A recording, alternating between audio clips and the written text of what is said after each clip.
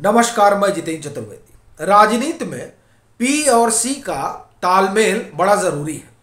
अगर ये दोनों ठीक ठीक बैठ जाएं तो सत्ता हाथ में चली आती है, और अगर इनका संतुलन बिगड़ जाए तो सत्ता हाथ से चली जाती है। इन दिनों विपक्ष सत्ता वापसी की कवायद में लगा हुआ है, इसीलिए वो पी और सी में संतुलन बैठाने की कोशिश कर रहा है। पहला सवाल तो यही उठता है कि ये पी क्या है और सी क्या है।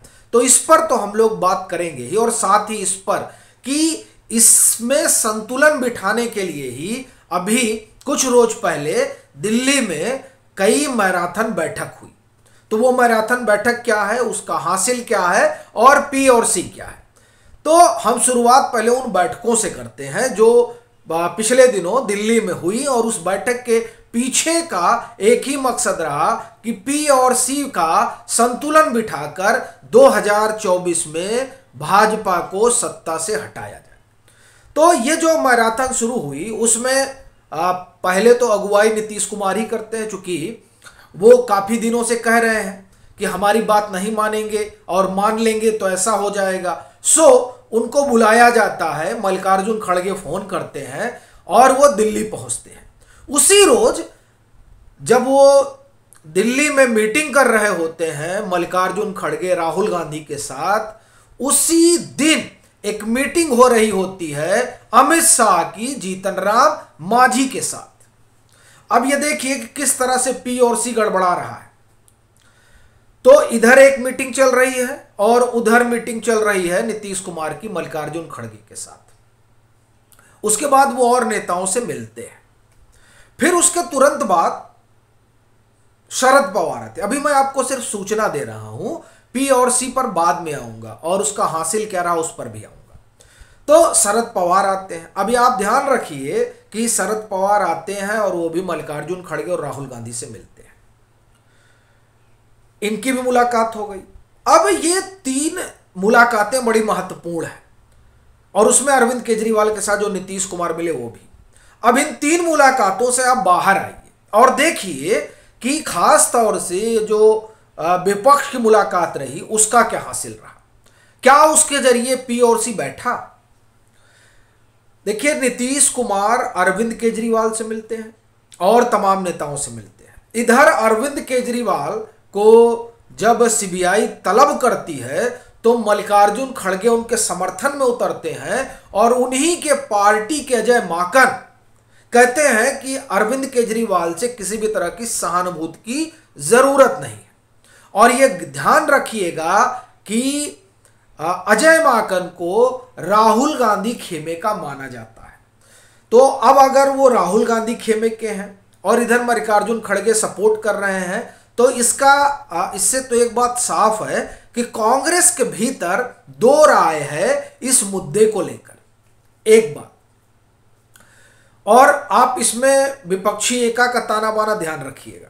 दूसरी बात, नीतीश कुमार मिलने आते हैं और जीतन राम मांझी अमित शाह से मिलते हैं। वो जिस समाज से आते हैं उस समाज की बड़ी भूमिका है महागठबंधन की सरकार बनवाने में, और उनका इलेक्टोरल पॉलिटिक्स में अपनी एक हिस्सेदारी है। आपको एक खबर बताता हूं कि जो जहरीली शराब से मौत वगैरह हुई उसको लेकर नीतीश कुमार का स्टैंड बदला है।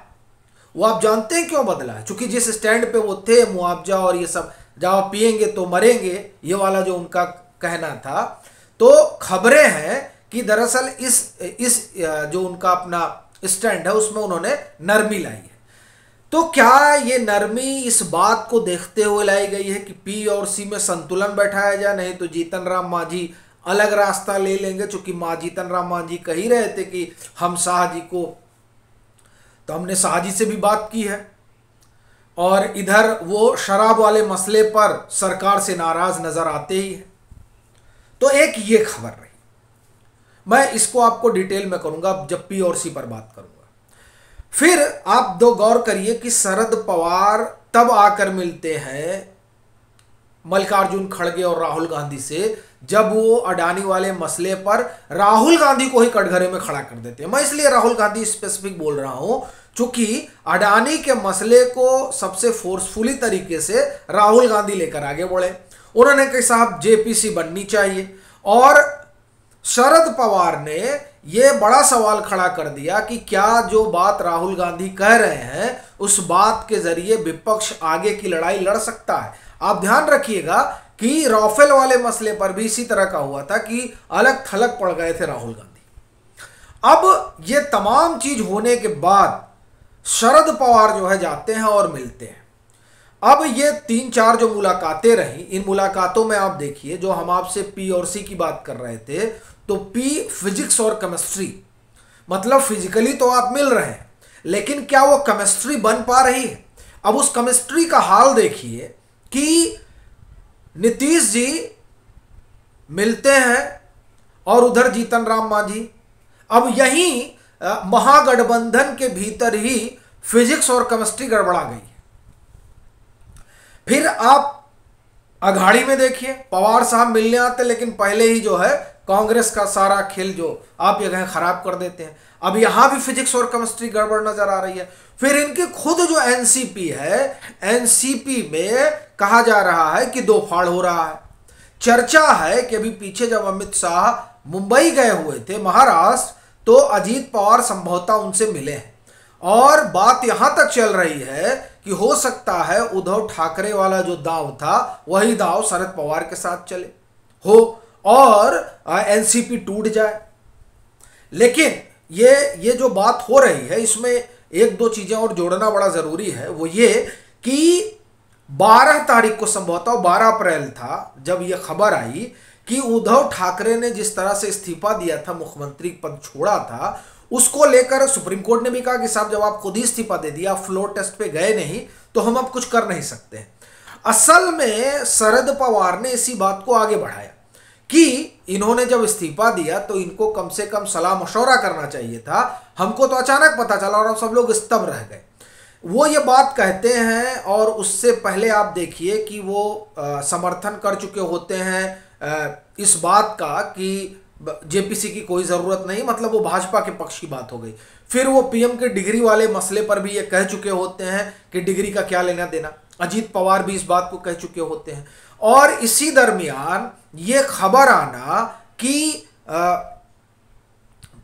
अजीत पवार या एनसीपी का एक धड़ा इधर से उधर जा सकता है, ये बातें ये दिखाती हैं कि भले ही मेलजोल हो रहा हो, मतलब फिजिकली मिलना जुलना हो रहा हो, लेकिन वो जो केमिस्ट्री है वो नहीं बन पा रही है।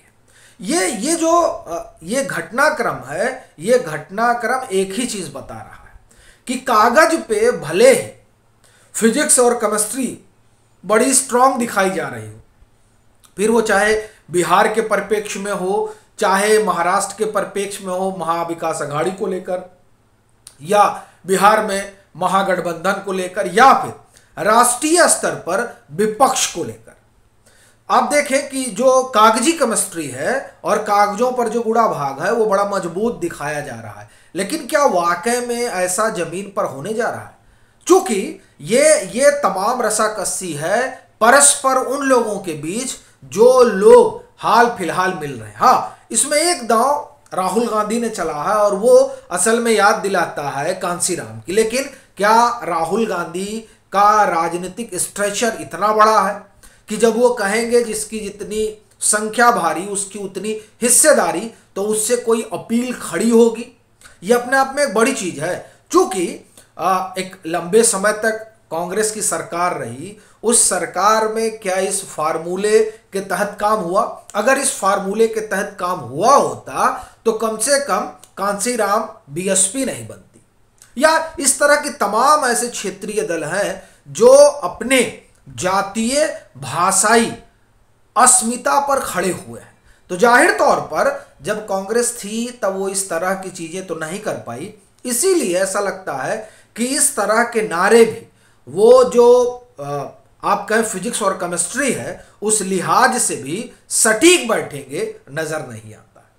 इसीलिए ये लग रहा है कि भले ही इन लोगों ने जुटान की हो, लेकिन जो फिजिक्स केमिस्ट्री है वो उसका जो आप ये कहें कि जो बेमेल संबंध है उसने इनके लिए बहुत सुनहरी तस्वीर तो नहीं खींच रखी है।